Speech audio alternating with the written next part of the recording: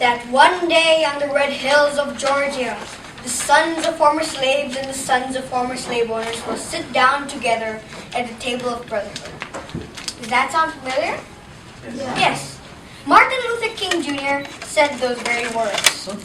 That speech actually changed the world. From that moment on, the world saw the black people differently, equal to the white. Now, isn't it great that you could change the world with the power of speech?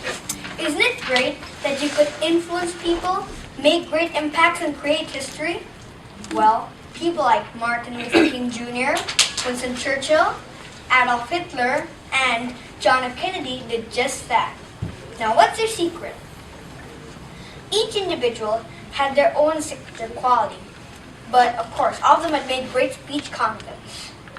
Winston Churchill chose meaningful words to convey his message. Now, this is important because we want to inspire people with our speeches.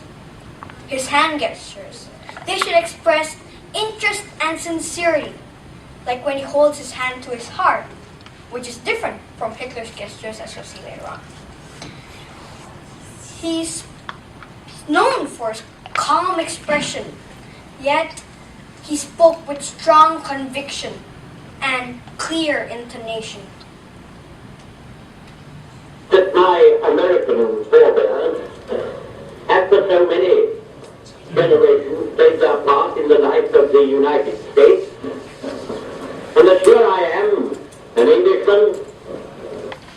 The effective pause in his speech make people think about what he just said before moving on to his next thought. So don't speak too fast. This is a very common problem as nervous speakers try to finish as quickly as possible. Instead, take your time and the audience will listen more attentively. Adolf Hitler was one powerful orator. His speech, Triumph der Willens, or Triumph of the Will, has earned him over 1 million followers. Although I don't understand German, I could see that he spoke to his people through passion.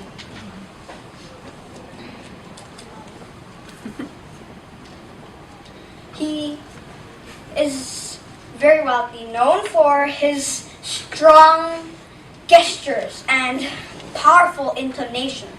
It's like his words are written all over his body.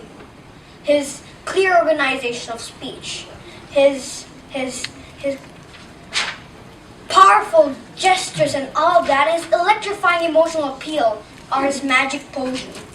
Now this potion gave him the power to hypnotize his audience. Hitler was, how do you say this? I really don't approve of his actions, but just don't be afraid to be bold.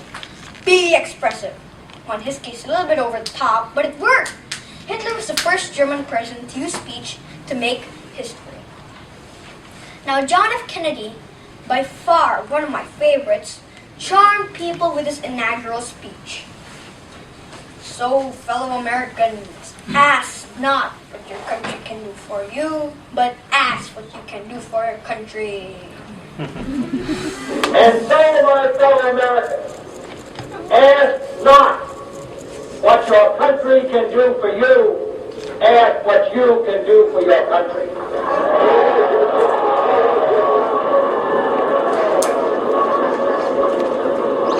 My fellow citizens of the world, ask not what America will do for you, but what together we can do for the freedom of man. He spoke in clear calmness, instilled with passion as well. That day he convinced the whole world that he made a great president. When Kennedy would speak, he wouldn't only speak with his voice, but he would speak with his facial expressions, his body language, his hand gestures, and his eye contact. When Kennedy would speak, he would move his head towards other people in the audience as if surveying the whole area. This did not give them a feeling that they were being watched, but as if they were being cared for by the president individually. Now, Kennedy will always be remembered as a great president and an even greater speaker. Now, as for myself, I used to dread speaking in public, hate public speaking.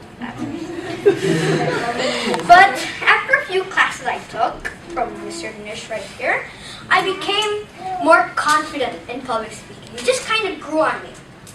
Now, I also realized how vital it is in this current society to be able to communicate well in public. Like, for instance, a business presentation, or at the marketplace, your best friend's wedding, or who knows? You never know. Your presidential inaugural speech.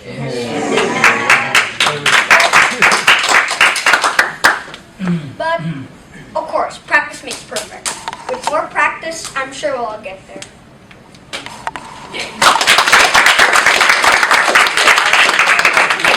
Wasn't that great?